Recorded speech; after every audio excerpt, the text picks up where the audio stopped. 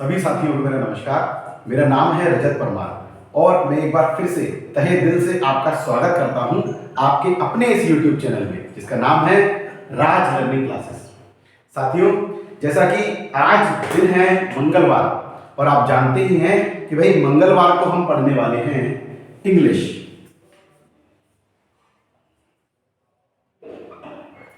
अंग्रेजी हम आज पढ़ने वाले हैं। साथियों, इंग्लिश का ये हमारा दूसरा वीडियो है। पहले वीडियो में हमने बताया था कि भाई इंग्लिश क्या है, जनरल इंट्रोडक्शन एक इंग्लिश का हमने प्रस्तुत किया था। अगर आपने वो वीडियो नहीं देखा है तो अभी जाकर हमारे चैनल पर आप उसे भी देख सकते हैं और एक जनरल इंट्रोडक्शन इंग्लिश का प्राप्त कर सकते हैं। ठीक, तो चलते हैं भाई आज के टॉपिक पे। पिछले वीडियो में जाते जाते हमने बात की थी पार्ट्स ऑफ स्पीच की कि भाई 8 टाइप्स के मुख्य रूप से पार्ट्स ऑफ स्पीच होते हैं और उनमें जो पहला टाइप था आपका, यानी पहला जो टॉपिक था वो था नाउन।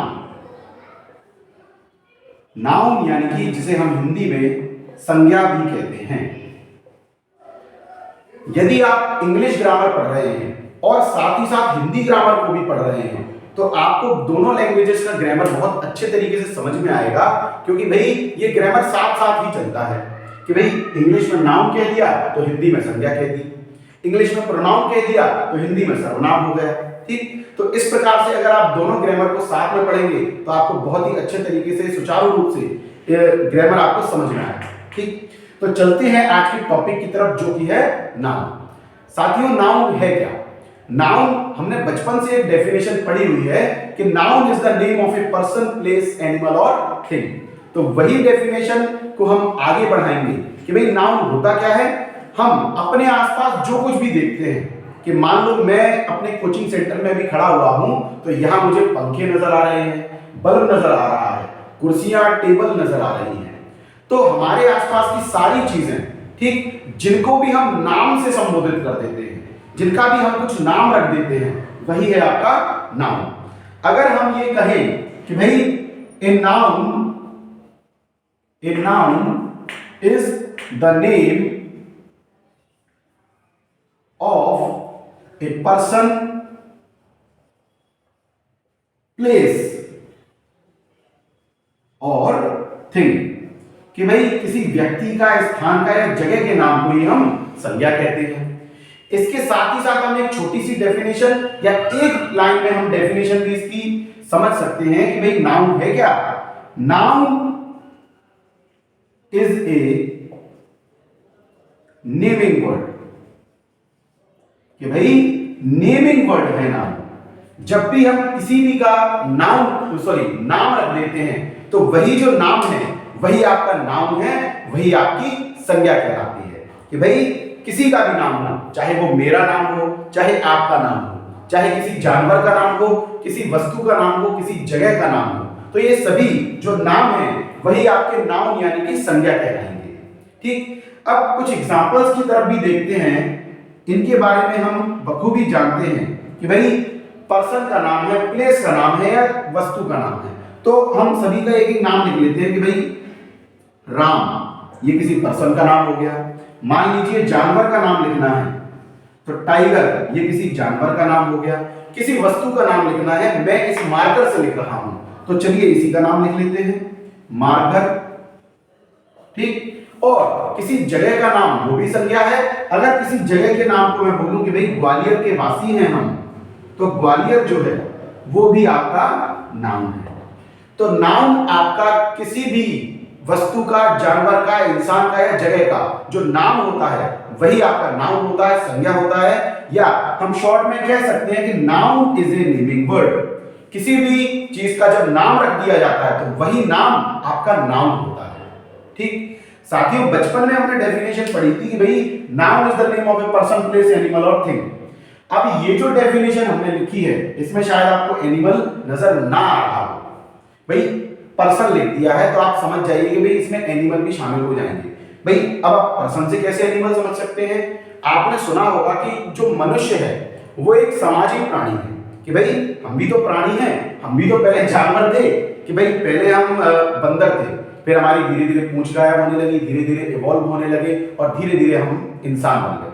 हमने अपना समाज बना लिया। तो ह्यूमन जो है यानी इंसान जो है कि भाई दार्शनिक, बहुत पुराने दार्शनिक अरस्तु कहा करते थे कि जो मानव है वो एक सामाजिक प्राणी है। तो इसीलिए यहां मैंने एनिमल नहीं लिखा है, फिर भी आप समझ जाइएगा कि भाई यहां एनिमल्स का भी नाम शामिल हो सकता है। तो उम्मीद करता हूं कि इतनी छोटी सी डेफिनेशन और ये एग्जांपल्स आपको समझ आए होंगे। आप चाहें तो स्क्रीनशॉट ले सकते हैं। साथियों, अभी हमने नाउन की डेफिनेशन समझी और कुछ उसके एग्जांपल्स भी देखे। अब आगे चलते हैं और नाउन के प्रकारों की बात करते हैं। यदि इंग्लिश में बात की जाए कि भाई काइंड्स ऑफ नाउन आपको कितने देखने को मिलते हैं, तो कई अलग अलग बुक्स में अलग अलग टाइप्स आपको देखने को मिलते हैं, अलग अलग काइंड्स आपको देखने को मिलते हैं। किसी में 5, किसी में 6, किसी में 7। तो अगर हम मुख्य रूप से बात करें तो मुख्य रूप से आपके 5 या एक और अगर मैं जोड़ दूं तो मुख्य रूप से आपके 6 नाउन आपको देखने को मिलते हैं। ठीक, अब ये कौन से 6 नाउन हैं इनकी बात कर लेते हैं। तो भाई जो मुख्य रूप से 6 नाउन हैं उनमें सबसे पहले आपका आ जाता है प्रॉपर नाउन। ठीक, यानी पहला जो आपका काइंड है वो है प्रॉपर नाउन। दूसरा जो आपका काइंड है वो है आपका कॉमन नाउन। ठीक, कॉमन नाउन। अगर तीसरे काइंड की बात करें तो जो तीसरा काइंड है वो है आपका कलेक्टिव नाउन। Collective noun.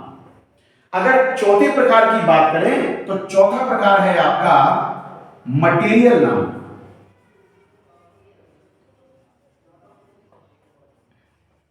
ठीक, अगर पांचवें प्रकार की बात करें तो पांचवा आपका प्रकार हो जाता है एब्स्ट्रैक्ट नाउन।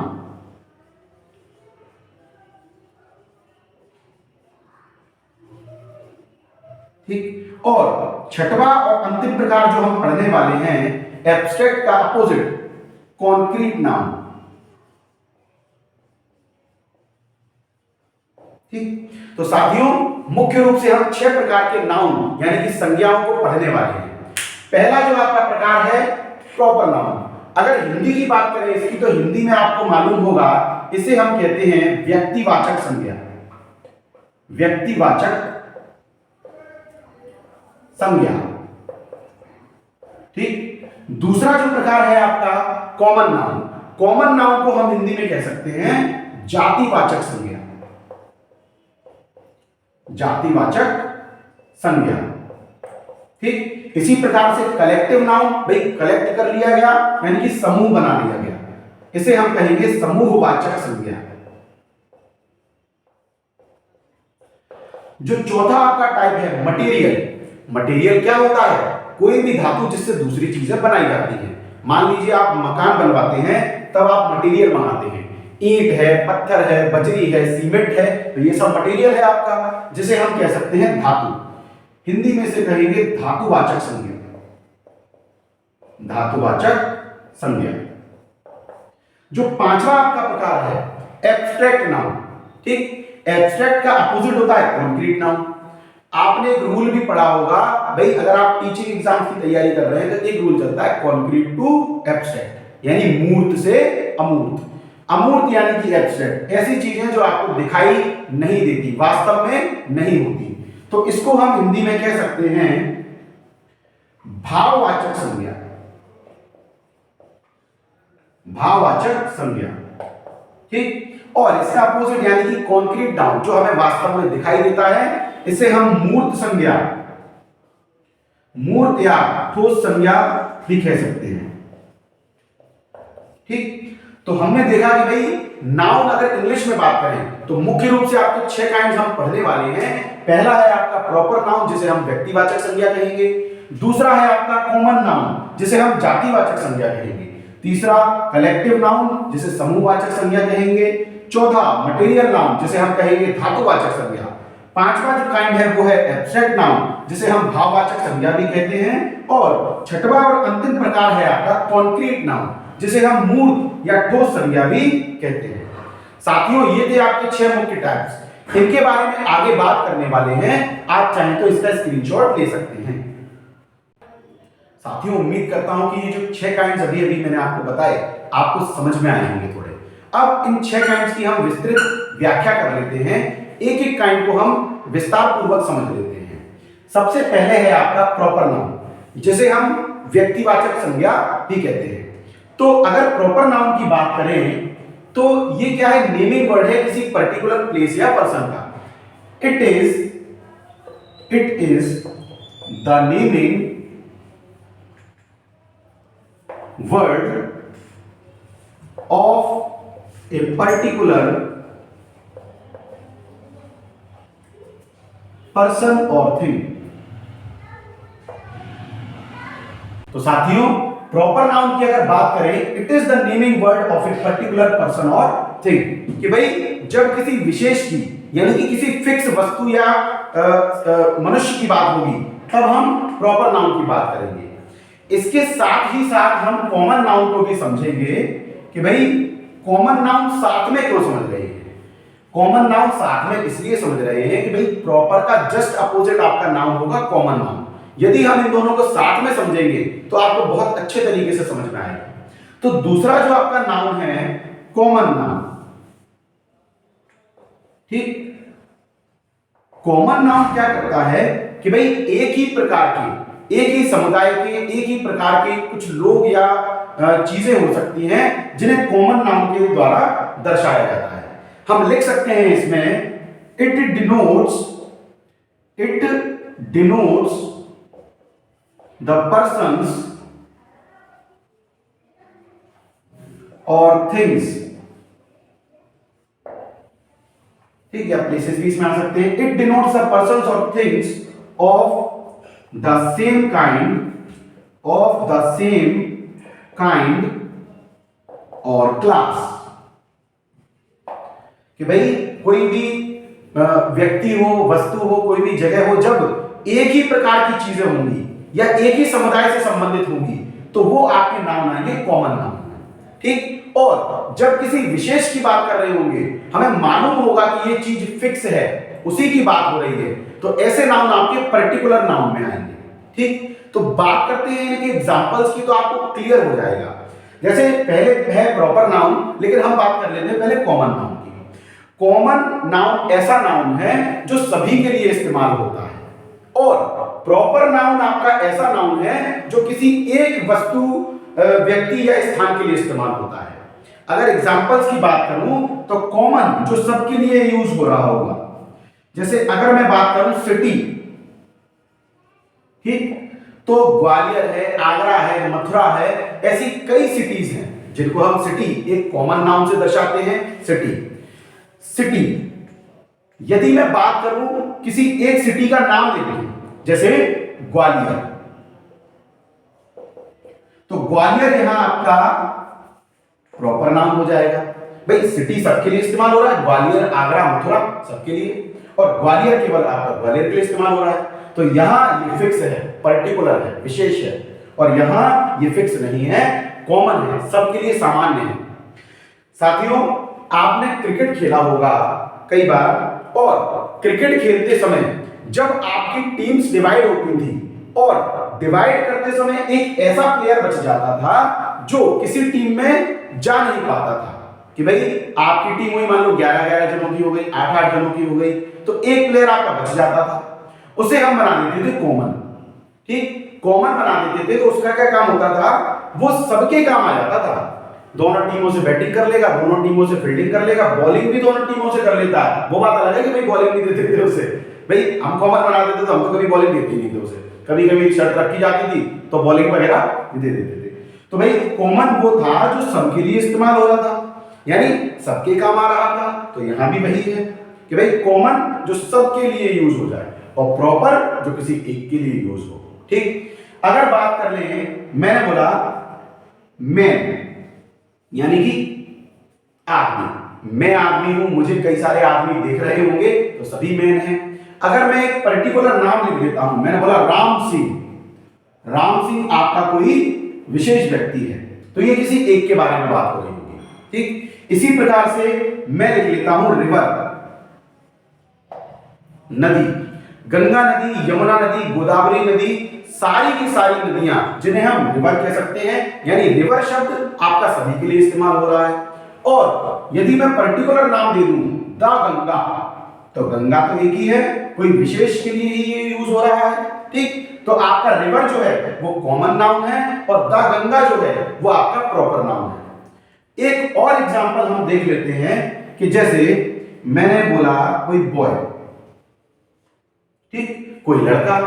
अब कि भाई किसी लड़के का नाम दे दिया, जैसे हमने अपने एक साथी का नाम दे दिया सीतू, ठीक। तो यहां पर जो सीतू है वो एक पर्टिकुलर लड़का हो गया, ठीक। यहां पर उसका नाम रख दिया गया पर्टिकुलर, और बॉय जितने भी उसके जैसे लड़के होंगे सभी को हम बॉय ही तो बोलेंगे। तो बॉय आपका सभी के लिए इस्तेमाल हो सकता है, लेकिन सीतू किसी एक के लिए इस्तेमाल हो सकता है। तो ऐसे नाम जो किसी विशेष के लिए एक के लिए इस्तेमाल होते हैं वो होते हैं आपके प्रॉपर नाम, यानी कि व्यक्तिवाचक संज्ञा जो किसी व्यक्ति विशेष के लिए इस्तेमाल होते हैं। और ऐसे नाम जो सभी के लिए इस्तेमाल हो जाएं वो होते हैं आपके कॉमन नाम, यानी कि जातिवाचक संज्ञा जो पूरी की पूरी उसकी जाति को, पूरी के पूरे समुदाय को, पूरी के पूरे प्रकार को दर्शा देता है, ठीक। तो ये था आपका प्रॉपर और कॉमन नाउन। एक बात और इसमें ध्यान रखने योग्य है कि भाई ये जो प्रॉपर नाउन होते हैं ये हमेशा कैपिटल लेटर से स्टार्ट होते हैं, कि भाई प्रॉपर जो नाउन है किसी एक को दर्शा रहा होगा, पर्टिकुलर को दर्शा रहा होगा, तो ये हमेशा ही आपके कैपिटल लेटर से स्टार्ट होंगे, ठीक। हमेशा ही कैपिटल लेटर से स्टार्ट होंगे। तो हम लिख लेते हैं भाई एक लाइन हम प्रॉपर नाउन को और डिनोट कर देते हैं कि proper nouns always starts with capital letters,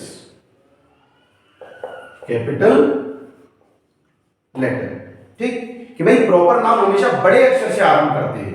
आपने देखा कि भाई रिवर है तो नदी का नाम तो गंगा कैपिटल आया, कोई मैन है जो कॉमन है, राम सिंह का नाम कैपिटल आया। सिटी हम सारी सिटियों को, सारे शहरों को सिटी ही तो बोलेंगे, सबके लिए यूज हो रहा है। और ग्वालियर कोई विशेष है तो कैपिटल से आपका आया। इसी प्रकार से लड़के का नाम सीतू, ये भी मैंने कैपिटल से लिखा। तो जितने भी प्रॉपर नाम होते हैं साथियों उन्हें हम कैपिटल लेटर से शुरू करते हैं, यानी जितने भी प्रॉपर नाउन है वो सभी के सभी कैपिटल लेटर से ही लिखे जाते हैं, शुरू किए जाते हैं। तो ये था साथियों प्रॉपर और कॉमन नाउन। उम्मीद करता हूं ये आपको समझ में आया होगा। आप चाहें तो इसका स्क्रीनशॉट भी ले सकते हैं साथियों। तो अभी हमने बात की प्रॉपर और कॉमन नाउन की। अब तीसरे काइंड की तरफ चलते हैं जो कि है आपका कलेक्टिव नाउन, ठीक, जिसे हम हिंदी में समूहवाचक संज्ञा भी कह सकते हैं। समझते हैं कि भाई कलेक्टिव नाउन क्या है। इसमें नाम में ही एक शब्द आ रहा है, जुड़ा हुआ है, कलेक्ट मतलब इकट्ठा कर लेना, समूह बना लेना, इसीलिए इसे समूहवाचक संज्ञा कहते हैं। कि जब एक ही प्रकार की कई चीजें इकट्ठी हो जाती हैं, इकट्ठी होने के बाद हम उनको उनके नाम से ना बुला करके कोई विशेष नाम उसके लिए रख देते हैं, तो वही है आपका कलेक्टिव नाउन, ठीक। कि भाई हम इसमें लिख सकते हैं कि words that denote a collection of persons or things regarded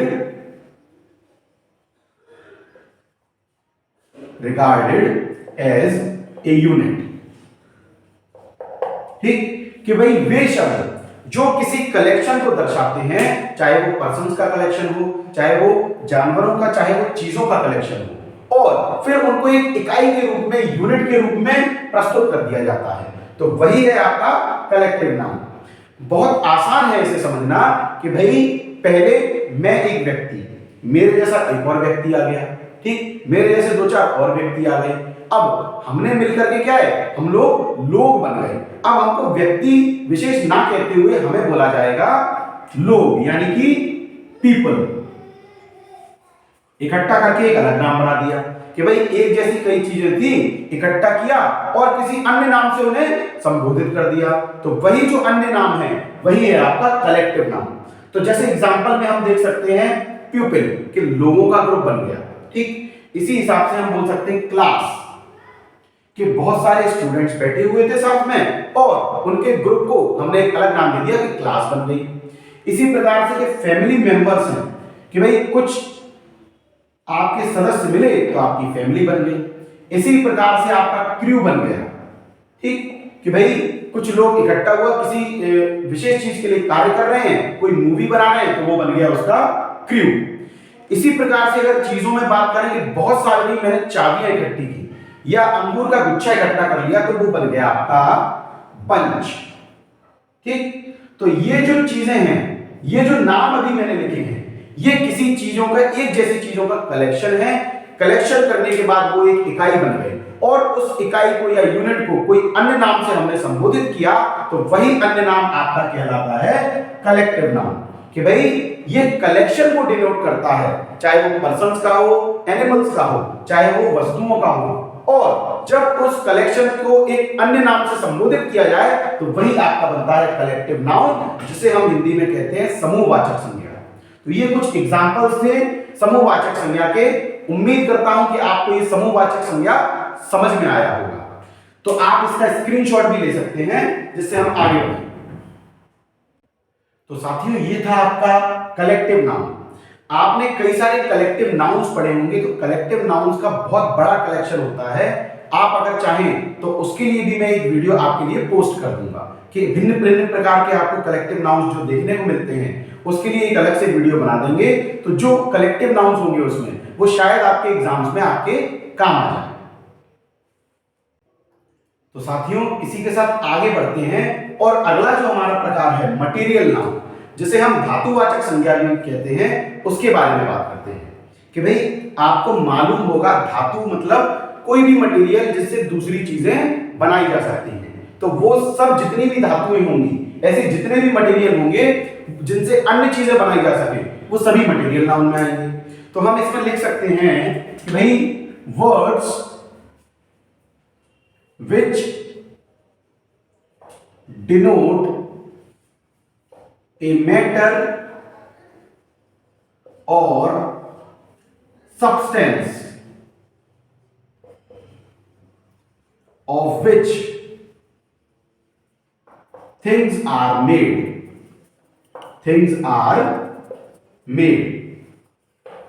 ठीक। भाई एक शब्द जो ये दर्शाए कि भाई कोई भी पदार्थ जिससे दूसरी चीजें बनती हैं, ठीक, कोई भी धातु जिससे दूसरी चीजें बनाई जा सकती हैं, तो वो सभी की सभी धातुएं आपकी मटेरियल नाउन्स के अंतर्गत आ जाएंगी। जैसे अगर बात करें एग्जांपल्स की, तो बहुत ही आसान है। जैसे गोल्ड का भाव काफी बढ़ गया है। अच्छा, तो जैसे गोल्ड की बात करें तो भाई गोल्ड आपका एक धातु है जिससे ऑर्नामेंट्स बनते हैं, बर्तन बनते हैं, तो गोल्ड यहां आपका मटेरियल नाउन में आ गया। इसी के अलावा बात करें ग्लास यहां पानी पीने वाला ग्लास नहीं है, ग्लास का मतलब है कांच भी आपका एक मटेरियल है जिससे दूसरी चीजें बनती हैं। इसी के साथ बात करें कॉटन, जो कपास है, भाई उससे धागा बनता है, धागे से कपड़े बनते हैं। इसी के अलावा बात करें तो वुड, ठीक, लकड़ी से फर्नीचर बनता है, खिड़कियां दरवाजे बनते हैं, तो ये भी आपका एक मटेरियल है। इसके अलावा अगर बात करें कि भाई शुगर, कि भाई चीनी भी आपका एक मटेरियल हो गया यहां, कि भाई जिससे मिठाइयां बनती हैं और अन्य चीजें आपको बनती हुई दिखाई देती हैं, ठीक। इसके अलावा कोई भी ऐसी चीज जिससे जो किसी मटेरियल को संदर्भित करेगा और जिससे दूसरी चीजें बनाई जा सकेंगी। मानिए कि भाई जैसे कॉपर है, कॉपर के वायर बनते हैं, कॉपर का आपको बर्तन वगैरह भी देखने को मिलते हैं। इसके अलावा अगर बात करें आयरन, ठीक, लोहा, कि भाई लोहे से आपको मालूम है फर्नीचर बनता है, मजबूत चीजें बनती हैं, तो लोहा भी आपका एक मटेरियल है। तो ऐसी जितनी भी धातुएं होंगी जिनसे कोई अन्य चीज बनाई जा सकती है, वो सभी के सभी आपकी मटेरियल नाउन यानी कि धातुवाचक संज्ञा के अंतर्गत आएंगी। तो ये कुछ एग्जांपल्स थे जिनके द्वारा मैंने आपको बताया कि भाई मटेरियल नाउन यानी कि धातुवाचक संज्ञा क्या होती है। उम्मीद करता हूं ये आपको समझ में आई होगी। आप इसका स्क्रीनशॉट भी ले सकते हैं। साथियों, आगे बढ़ते हैं और हमारा जो पांचवा प्रकार है एब्स्ट्रैक्ट नाउन, उसके बारे में बात करते हैं।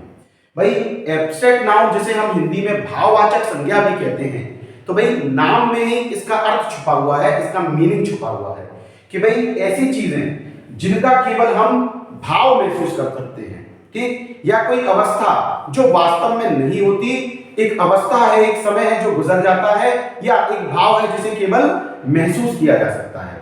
तो इसमें हम लिख सकते हैं the names of things, the names of things which cannot be touched and cannot be seen but can only be thought about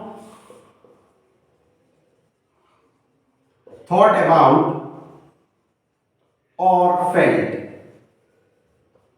ठीक, ऐसे नाम, ऐसी चीजों के नाम जिनको हम देख नहीं सकते, जिनको हम छू नहीं सकते, लेकिन उसके बारे में महसूस कर सकते हैं और उसके भाव को महसूस कर सकते हैं। तो भाई कहने को अगर मैं कहूं कि भाई ऐसी चीजें जो हमें वास्तव में दिखाई नहीं देती, सुनाई नहीं देती, जिन्हें हम छू नहीं सकते, या जो मौजूद ही नहीं होती है वास्तव में, जिनका केवल एक भाव आप महसूस कर सकते हैं, ये कोई अवस्था भी हो सकती है। अगर एग्जाम्पल्स की बात करूं तो जिससे आपको और क्लियर हो जाएगा कि भाई मैंने बात की ब्रेवरी, ठीक, बहादुरी। अब बहादुरी क्या है कि भाई आप बहादुर हैं तो आप किसी से भी लड़ जाते हैं, किसी से भी भिड़ जाते हैं, न्याय के लिए आवाज उठाते हैं, यानी आप में क्या है, ब्रेवरी है, बहादुरी है। ये एक अंदर से भाव है, ये कोई चीज तो नहीं होती वास्तव में कि भाई बाजार में मिल रही हो, मुझ में बहादुरी की कमी है, मैं 1 किलो 2 किलो 10 किलो बहादुरी खरीद लाता हूं, तो ऐसी कोई चीज तो होती नहीं है। इसका केवल एक भाव आपको देखने को मिलता है। इसी के अलावा बात करें ब्यूटी,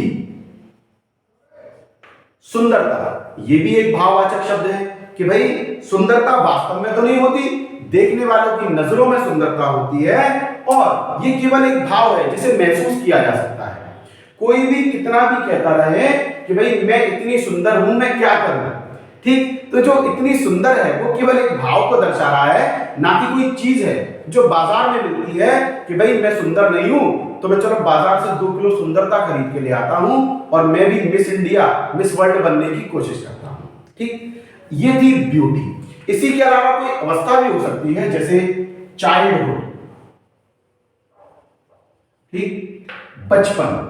भाई बचपन एक अवस्था है जो हर किसी के जीवन में आती है, फिर बचपन के बाद जवानी, जवानी के बाद बुढ़ापा, तो ये वास्तव में तो कोई चीज होती नहीं है।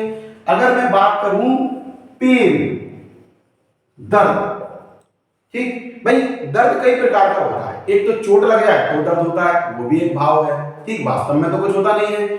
और किसी का दिल टूट जाए तो वो भी एक दर्द होता है कि भाई दिल टूटा हुआ है, बड़ा दर्द हो रहा है, तुम नहीं समझोगे, हाँ भाई सही बात है, नहीं समझेंगे, ये तो भाव है, उसे महसूस ही किया जा सकता है। ठीक, पेन या मैं कहूं हैप्पीनेस, खुशी, ठीक, तो ऐसे शब्द जिनका केवल भाव मौजूद होता है इस संसार में, वास्तव में ऐसी चीजें एग्जिस्ट नहीं करती, ऐसी चीजें वास्तव में नहीं होती। तो ये होते हैं आपके एब्स्ट्रैक्ट नाउन, जिन्हें हम भाववाचक संज्ञा भी कहते हैं। अब साथ ही साथ हम बात कर लेते हैं जो छठवां आपका टाइप है कॉन्क्रीट नाउन। कॉन्क्रीट नाउन जिसे हम मूर्त या ठोस संज्ञा भी कहते हैं। कॉन्क्रीट नाउन हम कह सकते हैं कि भाई जो कॉन्क्रीट मूर्त या ठोस संज्ञा है वो एब्स्ट्रैक्ट नाउन के अपोजिट है। इसे हम देख सुन छू नहीं सकते, तो इसे देख और छू सकते हैं। इट कैन बी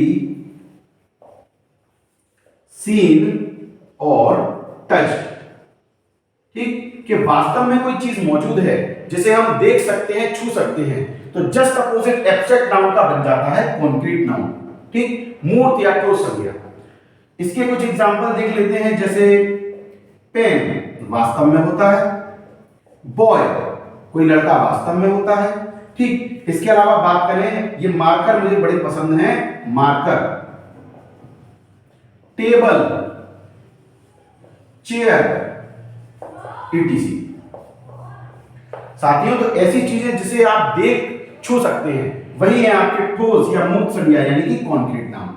ये जो इसके एग्जाम्पल है ये अन्य कहीं से नहीं आए, proper noun, common noun, collective noun और मटेरियल नाउन, इसी के एग्जाम्पल्स को आप इनमें पुट कर सकते हैं। तो अभी हमने समझा एब्स्ट्रैक्ट नाउन यानी कि भाववाचक संज्ञा जो वास्तव में मौजूद नहीं है, उसका केवल एक भाव मौजूद है, एक अवस्था मौजूद है। और दूसरा हमने समझा कॉन्क्रीट नाउन, ऐसी चीजें जो वास्तव में मौजूद होती हैं, जिसे हम देख सकते हैं, जिसे हम छू सकते हैं। और ये जो कॉन्क्रीट नाउन के एग्जांपल्स हैं, ये एग्जांपल्स आपके अन्य नाउन जैसे proper noun, common noun, collective noun और मटेरियल नाउन, इनसे ही आपके एग्जांपल इसमें आ जाते हैं। तो उम्मीद करता हूं साथियों आपको एब्स्ट्रैक्ट नाउन और कॉन्क्रीट नाउन समझ में आया होगा। आप चाहें तो स्क्रीनशॉट भी ले सकते हैं। तो साथियों, अभी हमने पढ़ा जो 6 प्रकार थे नाउन्स के, उनके बारे में बात की, उनके एग्जांपल्स की बात की। उम्मीद करता हूं आपको समझ में आए होंगे। अब हम एक मुख्य और बात कर लेते हैं कि भाई नाउन्स की बात कर रहे हैं और नाउन्स की बात कर लेते हैं काउंटेबिलिटी के आधार पर। Nouns on the basis of accountability, ठीक, कि उसकी गणना के आधार पर, उसकी गिनती के आधार पर नाउन की बात कर लेते हैं। और काउंटेबिलिटी के आधार पर आपको मालूम ही होगा साथियों, जो नाउन है वो 2 पार्ट्स में डिवाइडेड है। पहला जो पार्ट है आपका काउंटेबल नाउन्स,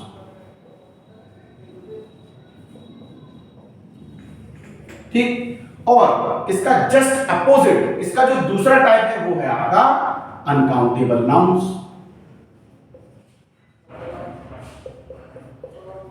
ठीक। इसके अंतर को समझते हैं, उम्मीद करूंगा कि ये आपको समझ में आएगा।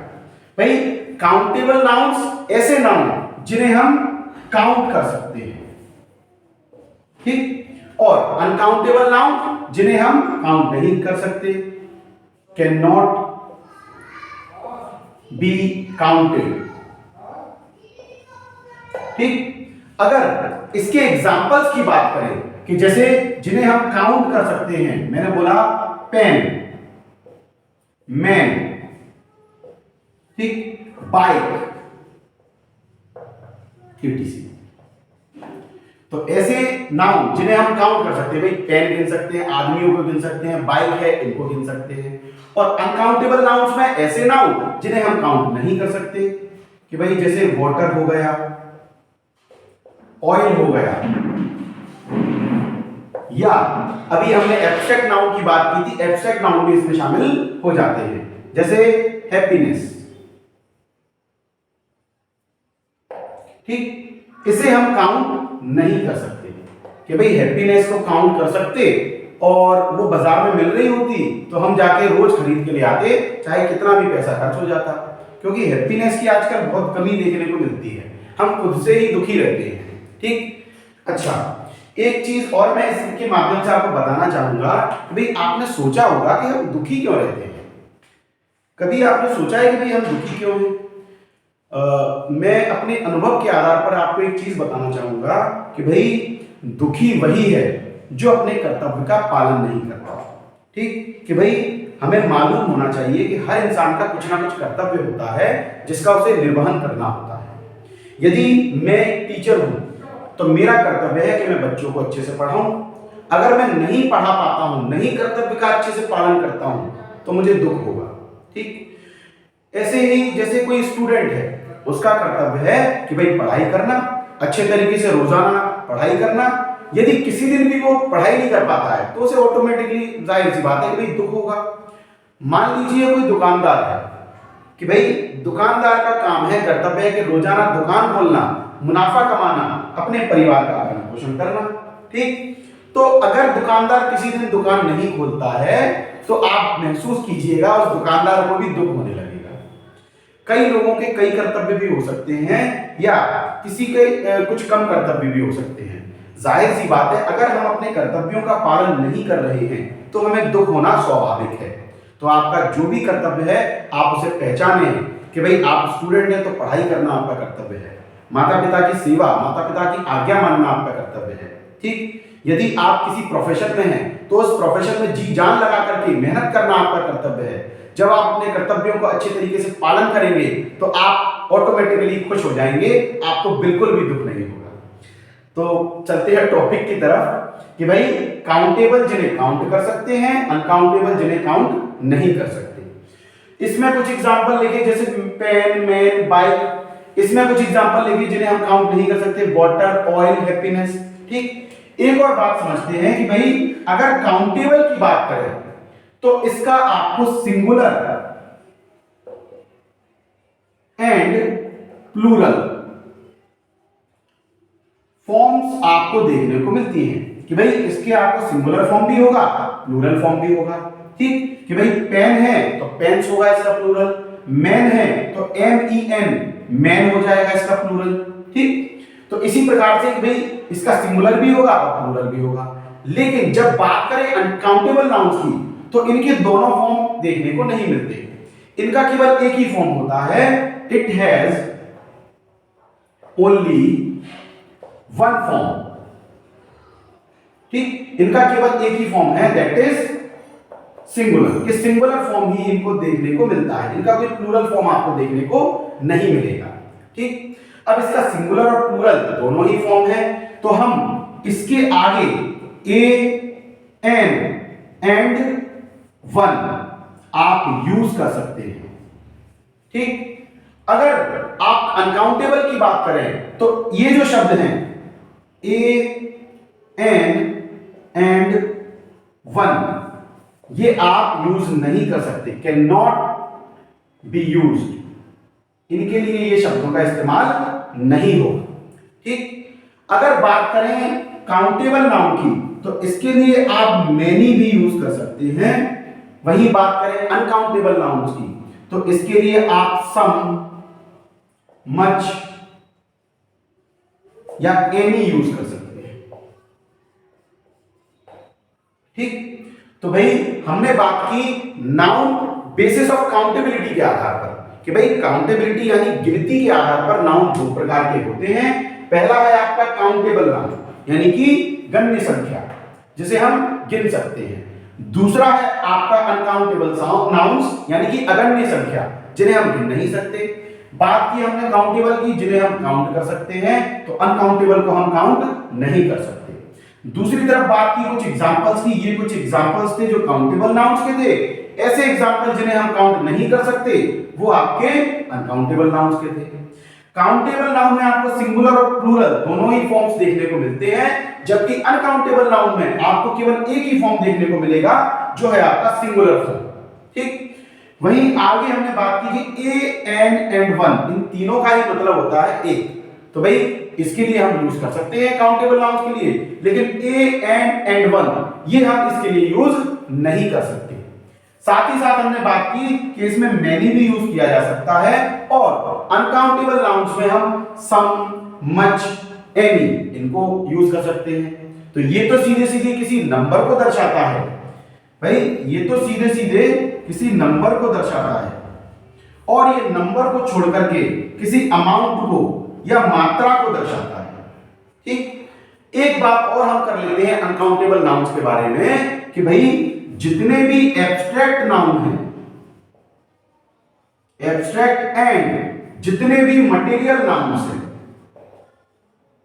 ठीक, वो सभी के सभी आपके अनकाउंटेबल नाउन्स होते हैं। तो साथियों अभी हमने बात की नाउन्स की काउंटेबिलिटी के आधार पर। तो काउंटेबिलिटी के आधार पर हमने काउंटेबल और अनकाउंटेबल नाउन को समझा। उम्मीद करता हूं ये चीज आपको समझ में आई होगी। आप साथ ही साथ इसका स्क्रीनशॉट भी ले सकते हैं। और अब वक्त हो चुका है विदा लेने का कि भाई आपका बहुत बहुत धन्यवाद इस वीडियो को देखने का। यदि आपको ये वीडियो पसंद आया हो तो आप हमारी वीडियो को लाइक करें, ज्यादा से ज्यादा शेयर करें, साथ ही साथ हमारे चैनल को सब्सक्राइब करना ना भूलें और ना भूलें बेल आइकन को प्रेस करना, जिससे आगामी समय में हमारे सारे वीडियोस आपको समय समय पर मिलते रहें। ठीक, तो इसी के साथ विदा लेने का वक्त है। उम्मीद करता हूं कि भाई आप लोग सभी स्वस्थ होंगे और अपनी तैयारी बहुत अच्छे तरीके से सुचारू रूप से कर रहे होंगे। नमस्कार।